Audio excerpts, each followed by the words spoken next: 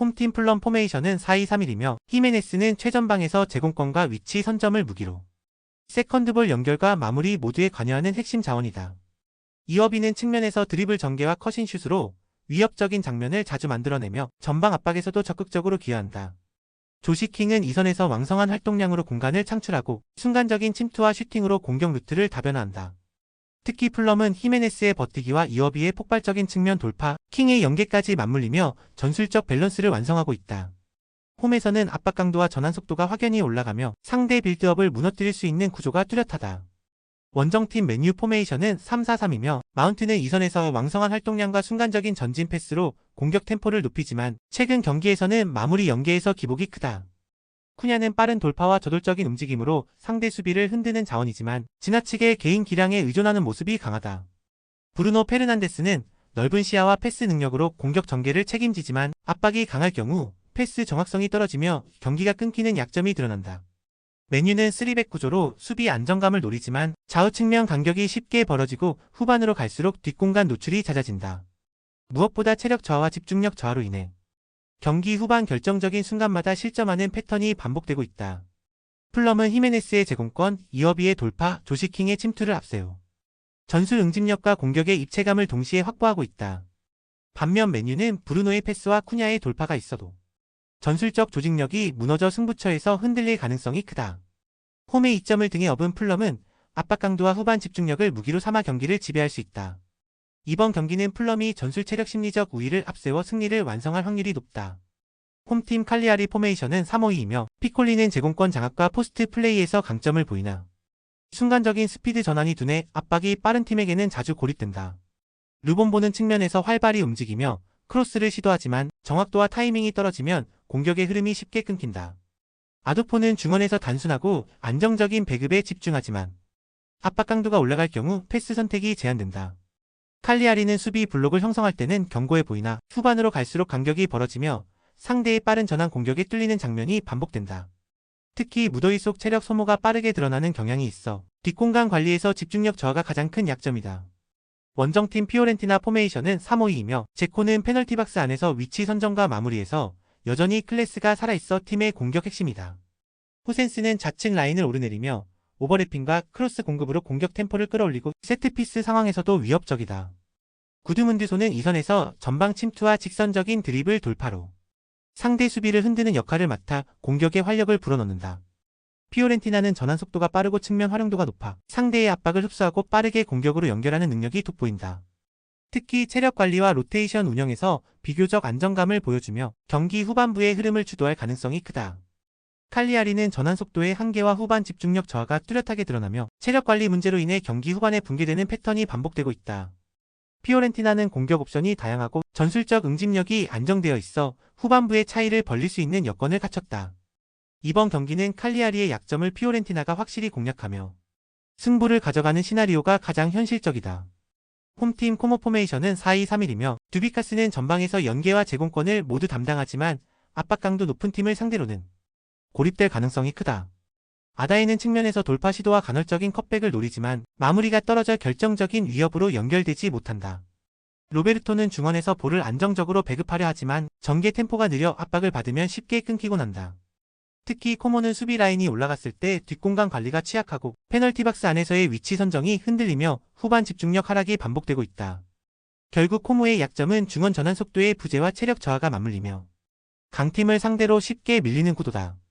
원정팀 라치오 포메이션은 3-4-3이며 카스테야노스는 유연한 움직임과 마무리 감각으로 상대 수비를 괴롭히며 공간이 열리면 곧바로 슈팅으로 연결한다. 델레 바시르는 중원에서 강한 피지컬과 활동량으로 압박과 볼 소유 모두에 기여하며 공수 전환의 핵심 축으로 작용한다. 자카니는 좌측에서 드리블 돌파와 컷인 패턴으로 박스 안을 위협하며 순간적인 개인 기술로 경기를 바꾸는 힘이 있다. 라치오는 중원에서의 압박 강도를 바탕으로 빠른 전환을 주도하며 세컨드볼 장악에서 우위를 보이는 팀이다. 특히 상대가 체력적으로 무너지는 순간 자카니와 카스테야노스를 활용한 측면 중앙 결합 패턴은 치명적이다. 코모는 후반 체력 저하와 수비 간격 붕괴라는 약점이 여전히 치명적이다. 라치오는 중원 장악과 빠른 전환 플레이로 흐름을 완전히 자기 쪽으로 가져올 힘을 가지고 있다. 특히 자카니와 카스테야노스의 조합은 코모 수비를 흔들기에 충분하다. 이번 경기는 라치오가 강한 전환 속도와 응집력을 무기로 승리를 거둘 가능성이 높다. 영상이 이해가 안 되시거나 이외의 다른 경기 분석 및 조합이 궁금하신 분들은 아래 고정 댓글로 편하게 말 걸어주세요. 스포츠 배팅 정말 어렵습니다. 혼자서 하기 쉽지 않아요. 서로서로 좋은 건 공유하며 다같이 재밌고 건강하게 스포츠 배팅합시다. 홈팀 비아레알 포메이션은 4-4-2다. 제라르 모레노는 박스 안에서 마무리 능력이 탁월하고 순간적인 공간 침투로 수비를 무너뜨리는 자원이다. 예레미 피노는 측면에서 스피드와 드리블로 변화를 주며 공격 전개 과정에서 예리한 크로스를 제공한다.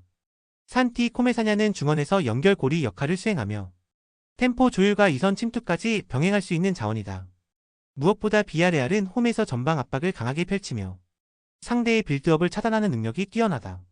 원정팀 지로나 포메이션은 4-3-3다.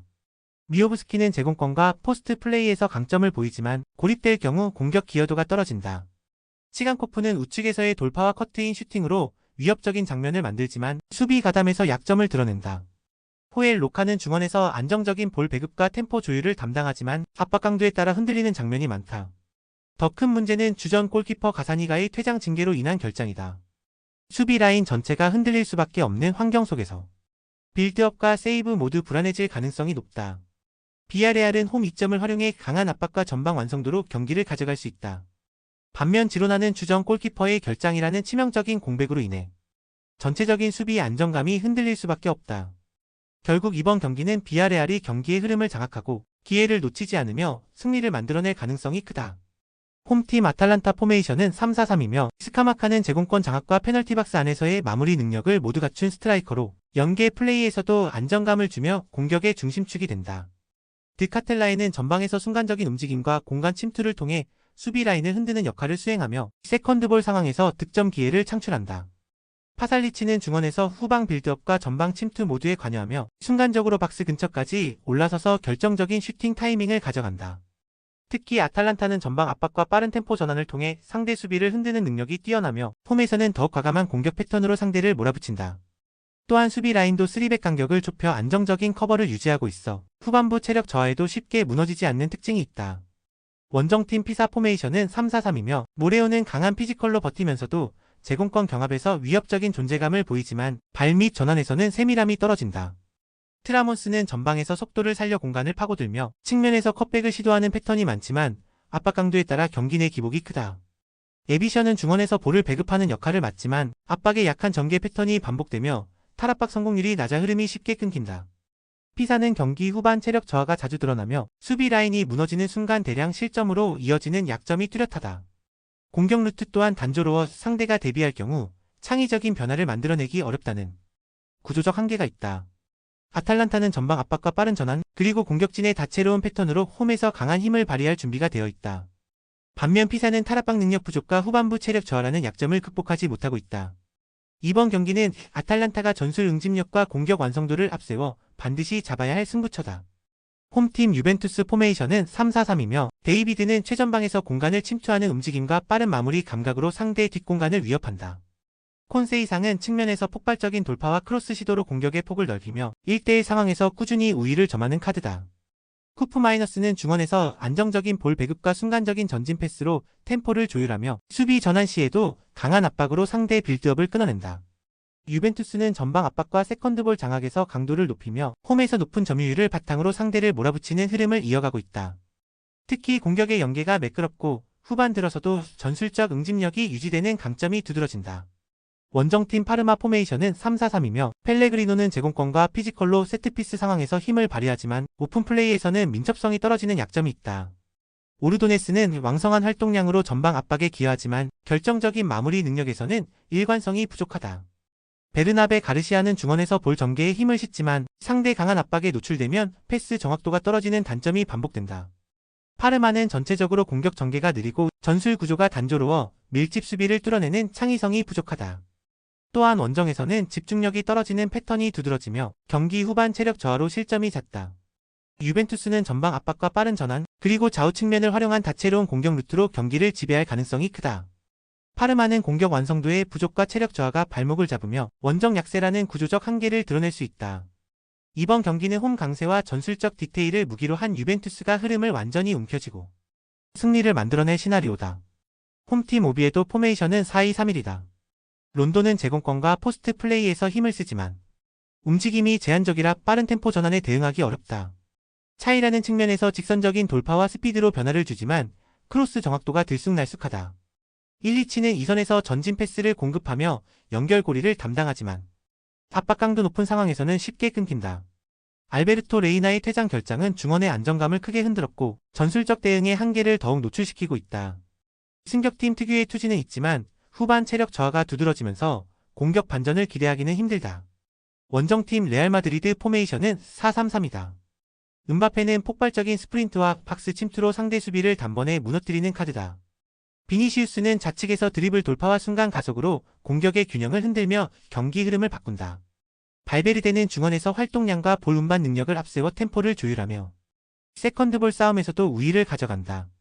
레알은 공격 루트가 다변화되어 있으며 개인 돌파 측면 크로스 중거리 슈팅까지 다양한 패턴으로 상대를 압박할 수 있다. 개막전부터 강한 압박과 템포로 경기 초반부터 주도권을 장악할 준비가 되어 있다. 오비에도는 홈 이점에도 불구하고 중원 핵심 결장과 전술적 한계로 경기 운영에 제약이 뚜렷하다. 레알은 개막전부터 강한 압박과 폭발적인 공격력을 앞세워 상대를 몰아붙일 준비를 마쳤다. 이번 경기는 홈과 원정의 격차가 아니라 전력과 전술의 차이가 모든 것을 갈라놓는 무대가 될 것이다.